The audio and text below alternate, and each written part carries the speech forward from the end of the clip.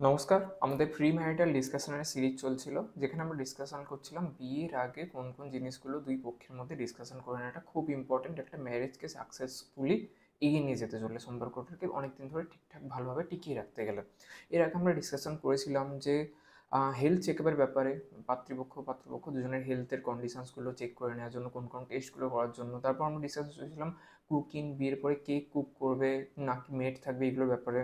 তারপর ফুডিংয়ের ব্যাপারে, বাইরে কে খাবার টাবার কিনতে যাবে, মার্কেটিং কে যাবে, শপিংয়ের জন্য কে যাবে, কে কীভাবে কিনবে, নাকি আলাদা কোনো লোক থাকবে, জামা কাপড়ের ব্যাপারে কিছু ডিসকাশন করেছিলাম। আজকে ভিডিওতে ইম্পর্টেন্ট জিনিস ডিসকাস করবো যে খাওয়ার পরে কুকিংয়ের ব্যাপারটা তো ডিসকাস করেছিলাম, যে কিন্তু কুকিংয়ের পরে যে থালা বাসন ধোয়ার যে ব্যাপারটা থাকে, ওয়াশ, ঠিক আছে, who will wash the dish after eating. খাওয়ার পরে থালা বাসন যেগুলো থাকে, চারবার আমরা মোটামুটি দিনে আমাদের খাওয়া হয়, ব্রেকফাস্ট, লাঞ্চ, স্ন্যাক্স, ডিনার। ডিনারের ম্যাক্সিমাম যে জিনিসপত্রগুলো, এই থালা বাসনের ব্যাপার-ট্যাপার যেগুলো থাকে সেগুলো কে পরিষ্কার করবে? সব যে থালা বাসন খাওয়ার পরে।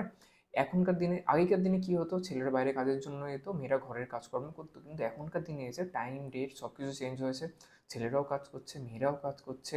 এবার একটা দুটো মেয়েড আসলো, কি কে কীভাবে করবে? ছেলেটা এ করবে নাকি মেয়েটা করবে? খাবারের কাজটা কে করবে? খাবারের পরের কাজ কে করবে? থালা বাসন ধোয়া, নাকি বাইরে থেকে কোনো কাজের লোক এসে, মেড এসে কাজটা করে দিয়ে যাবে, নাকি কোনো ডিশ ওয়াশার থাকবে, সপ্তাহে তুমি কদিন করবে, নাকি পাত্র কোনো দিন করবে, নাকি পাত্রী কোনো দিন করবে, নাকি দুজন মিলে করা হবে, কীভাবে করা হবে? এই জিনিসগুলো হালকা একটু ডিসকাশন যদি করে রাখা হয়, 1-2 মিনিটেরই ডিসকাশন, পরবর্তীকালে গিয়ে কিন্তু বিয়ের পরে যে ছোট্ট ছোট্ট জিনিস নিয়ে ঝামেলা হয়, যে আমি সব কাজ করি, তুমি এই কাজ করো না, তুমি এই করো না, তুমি ওই করো না, এই জিনিসগুলো থাকবে না।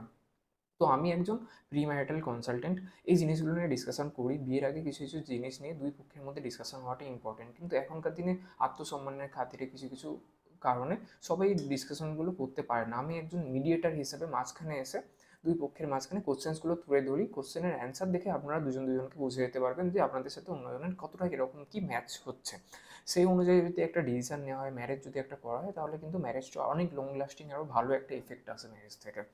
তো এই কাজটা আমি করে থাকি, প্রি ম্যারিটাল কনসালটেন্ট আমাকে একজন বলতে পারেন। এই কাজ করে থাকি। আমার সাথে যদি কথা বলতে চান, যদি এরকম কোনো কাজ করাতে চান, কনসালটেশন নিতে চান, আমার সাথে কন্ট্যাক্ট করতে পারেন। আমার হোয়াটসঅ্যাপ নাম্বার দেওয়া আছে ডিসক্রিপশন বক্সে, কমেন্ট বক্সে, নাম্বার সেভ করে ডাইরেক্ট আমাকে হোয়াটসঅ্যাপে কন্ট্যাক্ট করতে পারেন।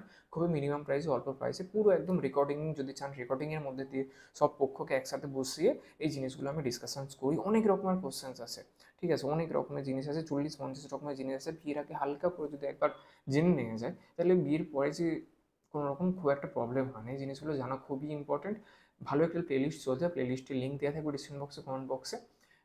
লিঙ্কে ক্লিক করে ভিডিও এক এক করে দেখতে পারেন। আমার সাথে কনসালটেশন নিতে চাইলে কনসালটেশন নিতে পারেন। অনেক রকম নতুন নতুন জিনিস জানার শেখার আছে, আমার সাথে জুড়ে থাকুন। হোয়াটসঅ্যাপ গ্রুপ আমার একটা আছে, গ্রুপের লিঙ্ক দেওয়া আছে ডিসক্রিপশন বক্সে, কমেন্ট বক্সে। লিঙ্কে যাওয়ার পরে হোয়াটসঅ্যাপ গ্রুপে জয়েন করার জন্য রিকোয়েস্ট করবো। চ্যানেলটাকে সাবস্ক্রাইব করে রাখুন। আজকে ভিডিও এখানে শেষ করছি, দেখা হচ্ছে নেক্সট ভিডিওতে। নমস্কার।